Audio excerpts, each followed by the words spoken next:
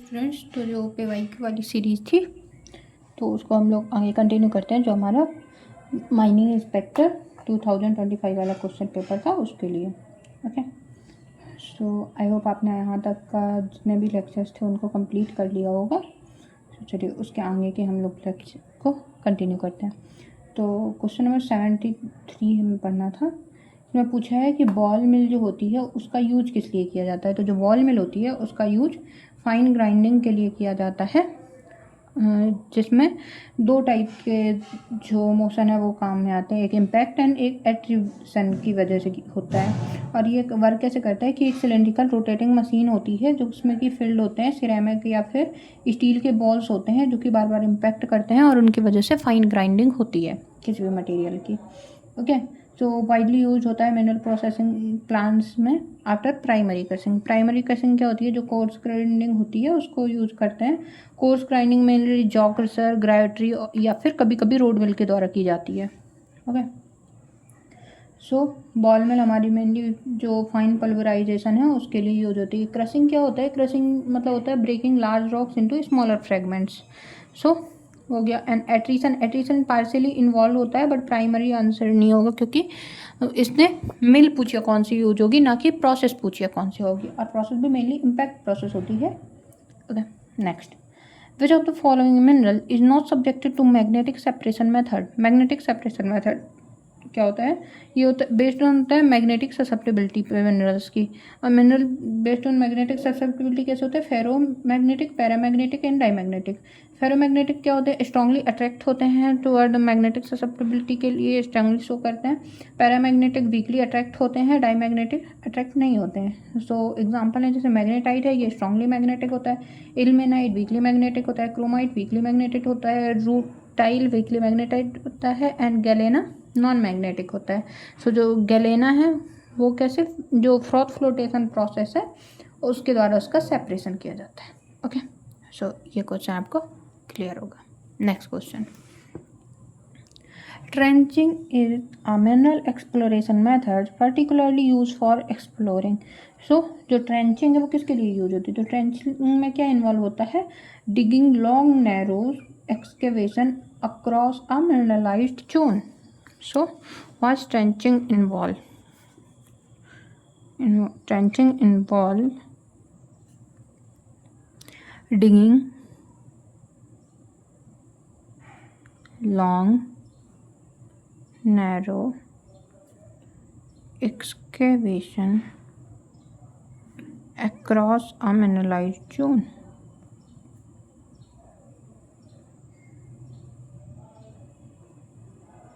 Okay, so ये किसके लिए होता है, for the near surface minerals के लिए, या फिर जो एक्सपोज बेड रॉक्स हैं,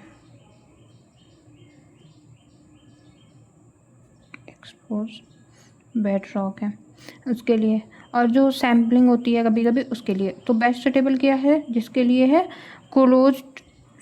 बेस्ट सुटेबल है जो कि क्लोज टू सरफेस है and under thin soil cover है, उसमें हमारा जो ट्रेंचिंग मेथड है एक्सप्लोरेशन का वो यूजफुल होता है। डीप सीटेड अगर मिनरल्स हैं, जो डीप सीटेड मिनरल डिपॉजिट है उसमें क्या होता है, ट्रेंचिंग रीच नहीं कर सकता है ग्रेट डेप्थ पर, इसके लिए ड्रिलिंग या फिर अदर जियोफिजिकल मेथड यूज होता है। स्टेरिफाइड सल्फाइड डिपॉजिट्स है वो भी ग्रेट डेप्थ पे होता है, डीप सल्फाइड रिक्वायर होता है, डायमंड ड्रिलिंग रिक्वायर होती है इसके लिए, mostly diamond drilling.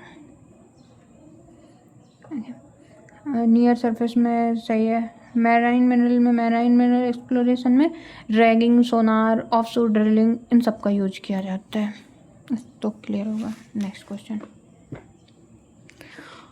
What is the primary impact of mining on water quality. तो ये क्वेश्चन देखो तीसरी बार सेम ही चीज़ से क्वेश्चन पूछा हुआ है, 3 बार हम लोगों ने यही सेम क्वेश्चन डिस्कस किया है। तो प्राइमरी इम्पैक्ट क्या होता है जो माइनिंग का है वाटर क्वालिटी पे, enhance ground water recharge, ground water को कभी भी इन्हांस कर ही नहीं सकता है वहाँ पे। रिडक्शन इन सॉइल इरोजन घटाएगी नहीं। Acidic mine drainage and heavy metal contamination.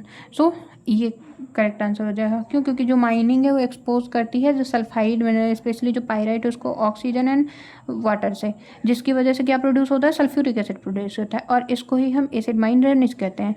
तो इसके इफेक्ट क्या होता है? ये पीएच को कम करता है, डिजोल्व करता है टॉक्सिक मेटल्स जैसे आयरन, कैडमियम, आर्सेनिक, ये सारा कुछ। सो इसके वजह से क्या होगा? एसिड माइन ड्रेनेज होगा, जो कि एक मेजर इन्वायरमेंटल इशू है in the mining area. Okay, next question.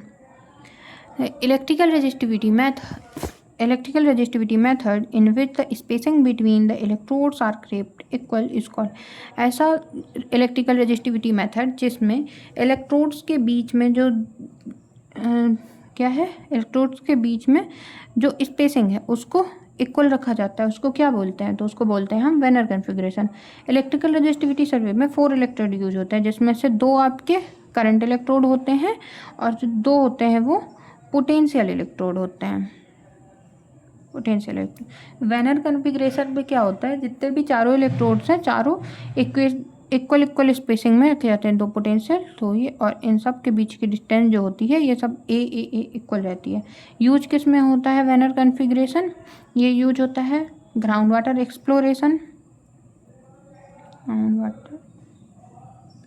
Exploration, engineering geology,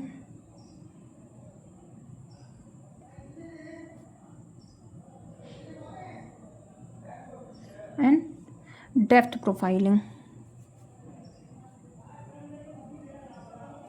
depth की प्रोफाइलिंग करने में। ओके, नेक्स्ट टॉपिक देखते हैं स्लम्बर्जर मेथड। स्लम्बर्जर मेथड में क्या होता है? जो पोटेंशियल इलेक्ट्रोड होते हैं वो पास में रहते हैं और जो करंट इलेक्ट्रोड्स होते हैं वो फार पार्ट होते हैं। इनमें स्पेसिंग इक्वल नहीं रहती है। Okay, so potential electrode close together and current electrodes are far part, spacing not equal. Equipotential ये भी अलग होता है। ग्रेविटी में क्या होता है? ग्रेविटी एनोमली को यूज करते हैं, not electrical resistivity based on gravity anomaly। Okay, so next question देखते हैं हम। When minerals are located too deep in ground method used for mining। तो इस साइड पूछा हुआ था कि जब सरफेस के पास में होगा तो ट्रेंचिंग का यूज करते हैं। जब आपका मिनरल जो है वो लोकेट होगा बहुत डीप ग्राउंड में, तो क्या हो, कैसे टाइप के माइनिंग हम यूज करेंगे? तो डीप है तो सब सरफेस माइनिंग यूज करेंगे। अब जो माइनिंग मेथड है वो ब्रॉडली 2 टाइप से डिवाइड होते हैं। एक होता है सरफेस माइनिंग जो कि सैलो डिपॉजिट्स के लिए होता है, एक होता है सब सरफेस या फिर अंडरग्राउंड माइनिंग जो कि डीप डिपॉजिट्स के लिए होता है। तो जब और कोई भी ग्रेट डेप्थ पे होता है तो उसके लिए हमें बहुत ज़्यादा ओवरबर्डन प्रेशर जो है वो अनइकोनॉमिकल होता है, उसको रिमूव करना पड़ता है। तो उसके लिए शाफ्ट, टनल, ड्रिफ्ट और स्टॉप्स सब कुछ अंडरग्राउंड हमें डेवलप करना पड़ता है। तो अंडरग्राउंड जो माइनिंग है उनके मेथड क्या क्या हैं? ये सब सरफेस माइनिंग मेथड्स क्या क्या होते हैं? एक होती है shaft mining, second drift mining and room and pillar method। Next one is long wall mining। Other option है क्वारिंग। क्वारिंग क्या होता है? ये यूज होता है for shallow building stone, limestone, marble के लिए। ये जो सरफेस ऑपरेशन है वो है। ओपन कास्ट भी होता है suitable for near surface deposit जो कि अनोकोमिकल होते हैं ग्रेट डेप्थ पे ड्यू टू स्टिपिंग रेशियो। जो पन्ना डायमंड माइंस है वहाँ पे जो माइनिंग है एनएमडीसी कर रही है वो ओपन कास्ट माइनिंग ही कर रही है।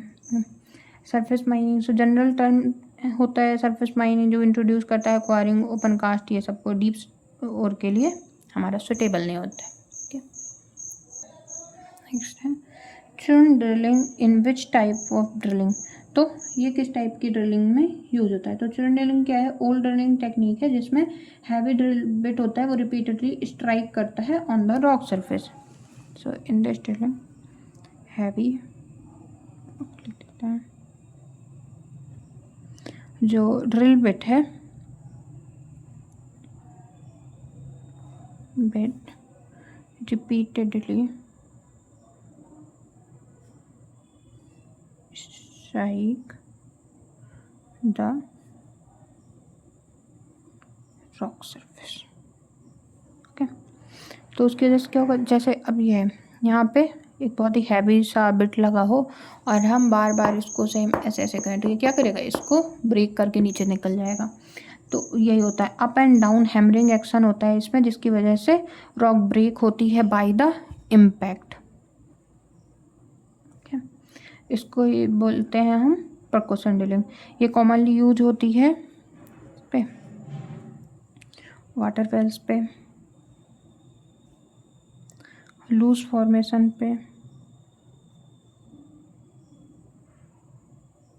एंड जो प्राइमरी एक्सप्लोरेशन होते हैं, प्रिलिमिनरी एक्सप्लोरेशन है उनमें।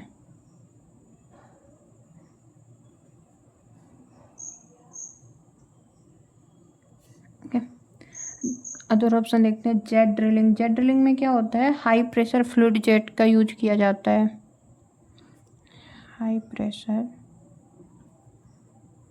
फ्लूइड जेट का यूज किया जाता है।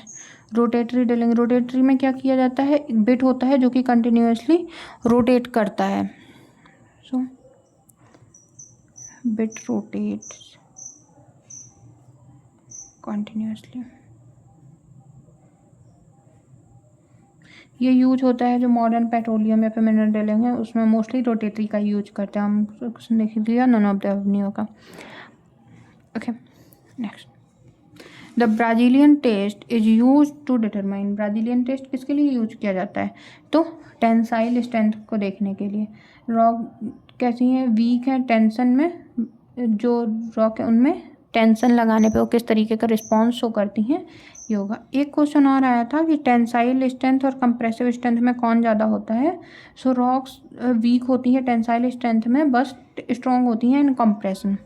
तो ये किसी क्वेश्चन पेपर में तो आया है, याद नहीं है मैं किस में आया है, आपको पढ़ाया या नहीं पढ़ाया।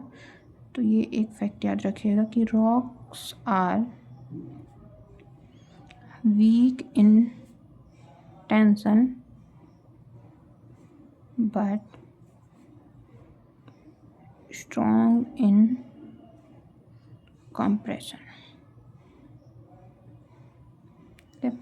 तो जो डायरेक्ट टेंसाइल होती है, टेस्टिंग होती है रॉक्स की, वो डिफ़िकल्ट होती है, तो इनडायरेक्ट मेथड यूज करते हैं जिसको हम ब्राजीलियन टेस्ट मेथड कहते हैं। इसमें क्या प्रोसीजर होता है कि एक सिलेंड्रिकल रॉक डिस्क होती है जिसको कंप्रेस्ड करते हैं।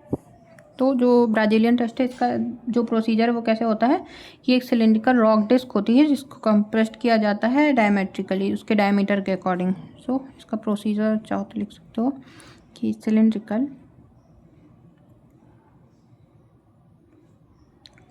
rock disc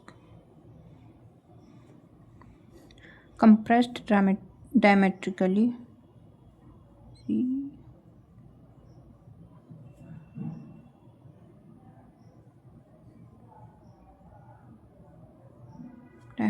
उसके बाद में क्या होगा, कंप्रेशन की वजह से टेंसाइल स्ट्रेस जो होगा वो इंड्यूस हो जाएगा internally. So compression induce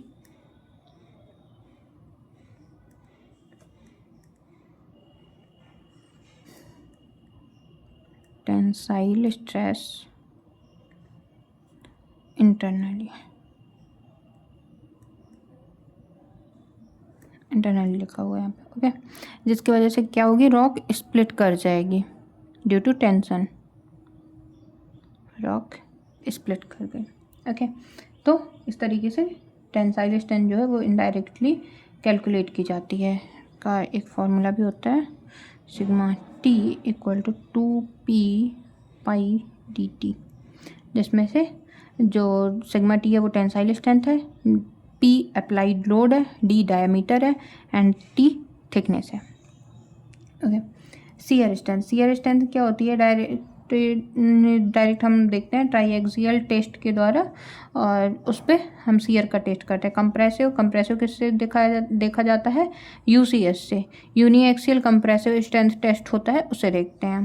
okay, Brazilian test में क्या करता है, स्पेसिफाई करता है इनडायरेक्ट टेंसाइल स्ट्रेंथ को। मॉड्यूलस ऑफ इलास्टिसिटी ये कैसे किया जाता है, ऑब्टेन होता है फ्रॉम स्ट्रेस स्ट्रेन रिलेशनशिप से। ओके, तो next question, the quant system in an ancient technique use for. Quant system को यूज किसके लिए किया जाता था, तो ये कलेक्ट करने को और ट्रांसपोर्ट करने को ग्राउंड वाटर बाय ग्रेविटी। तो क्वांट कहाँ पे यूज होते थे मोस्टली? सो जो ancient Persian ground water harvesting system है उस पे यूज होता था। तो एंशियंट पर्सियन है, ये पर्सियन सिस्टम है। ओके, तो इसका फंक्शन क्या होता था? ये इंटरसेप्ट करता था ग्राउंड वाटर को from aquifer in upland and water flow करता था फिर naturally due to gravity settlement की तरफ या फिर एग्रीकल्चरल लैंड की तरफ। तो इसकी वजह से क्या होता था, जो एवेपोरेशन था उसको प्रिवेंट किया जा सकता था। तो ये प्रिवेंट करता था एवेपोरेशन को, एंड इसकी वजह से सस्टेनेबल ग्राउंड वाटर यूटिलाइजेशन होता था। तो ये वाइडली या फिर हिस्टोरिकली कहाँ यूज होता था? Iran, Afghanistan, middle east and कुछ पार्ट्स ऑफ इंडिया में भी। क्योंकि जैसे कहीं कोई इन्वेस्ट करता है किसी भी कंट्री को तो वो अपनी कुछ कुछ चीज़ें भी लेके आता है। तो जब पर्सियंस ने यहाँ पे आक्रमण किया तो इंडिया में भी जहाँ जहाँ वाटर स्कैर्सिटी थी उन्होंने डेवलप किया। ओके, सो ये करता है डिफाइन इस चीज़ को। Okay, next the vadose zone lies. So vadose zone क्या होता है? जो सब सरफेस होता है उसको हमने वाटर को कॉलम में डिवाइड किया कि वाटर किस तरीके से रहता है। सो ये क्या है? ये तो है अबव द वाटर टेबल जो हमारा होता है वो वेडोज जोन होता है। पर इसको कैसे किया? वेडोज जोन या फिर इसको ही बोलते हैं हम अनसैचुरेटेड जोन। ओके, तो सबसे पहले होगा वेडोज जोन, उसके बाद में आएगा वाटर टेबल और उसके बाद में आएगा सैचुरेटेड जोन। सो वेडोज जोन में क्या होता है कि pores partially filled with air and partially with water, और जो सैचुरेटेड जोन है उस पर pores completely filled with water, और दोनों के बीच की जो बाउंड्री है उसको बोलते हैं हम water table. So vadose zone हो गया above the water table and saturated zone या फिर फेरेटिक जोन हो गया below the water table. So कैसे होगा? पहले होगा surface soil moisture zone, intermediate vadose zone, capillary fringes, water table and saturated zone. तो सबसे अपर पार्ट हो गई सरफेस, फिर सॉइल मॉइस्चर जोन,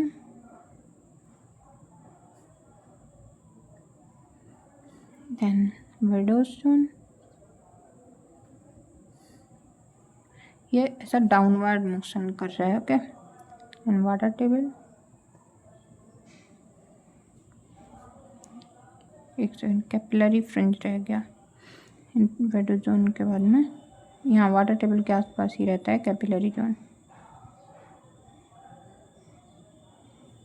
और फिर सैचुरेटेड जोन। ये हो गया हमारा water table. So option below the water table, below water table क्या होगा? सैचुरेटेड जोन होगा। अबव वाटर टेबल यही होगा। And same level as capillary fringe. Capillary fringe transition zone होती हैं near water table within impermeable vadose zone defined होता है by saturation condition not by the rock type. Okay, next in mathematical modelling aquifers are assume to be. जो mathematical modelling होती है aquifer की उसमें हम एक्वीफर को किस तरीके से मानते हैं? तो एक्वीफर को हम होमोजीनियस एंड आइसोट्रॉपिक मानते हैं। अब जो ग्राउंड वाटर फ्लो इक्वेशन है वो एक्सट्रीमली कॉम्प्लिकेटेड हो जाएगी अगर हम नेचुरल कंडीशंस में देखेंगे, क्योंकि जो रियल एक्वीफर है वो वेरी करते हैं इन grain size, porosity, permeability, fractures, waiting orientation सब में। तो जो कैलकुलेशन है उसको सिंप्लीफाई करने के लिए हम क्या करते हैं? एज्यूम करते हैं कि एक्वीफर होमोजीनियस है एंड आइसोट्रॉपिक है। होमोजीनियस का मतलब क्या है कि एक्वीफर होमोजीनियस है जब हाइड्रोलिक प्रॉपर्टीज है वो सेम है एवरीवेयर। सो होमोजीनियस का मतलब है हाइड्रोलिक प्रॉपर्टीज आर सेम कहाँ? Everywhere.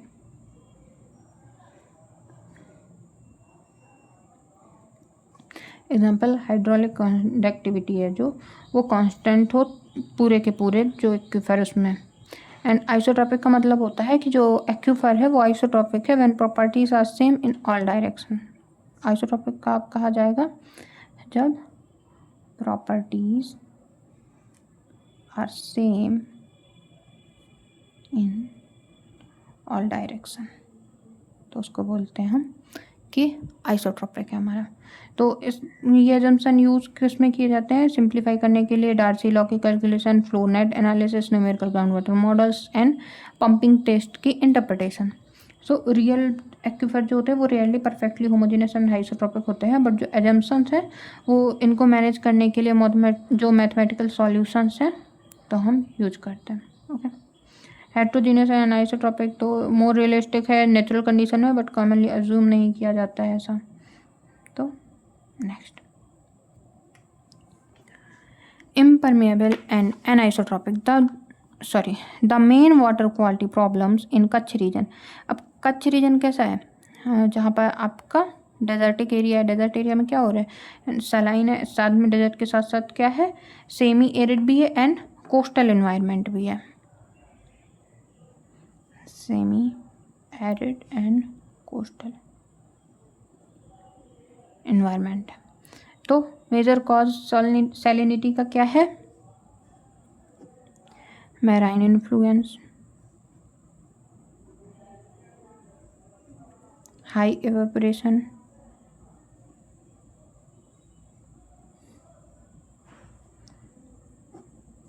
Low rainfall,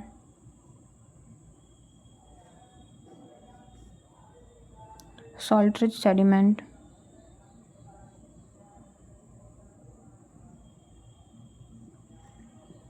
and sea water intrusion।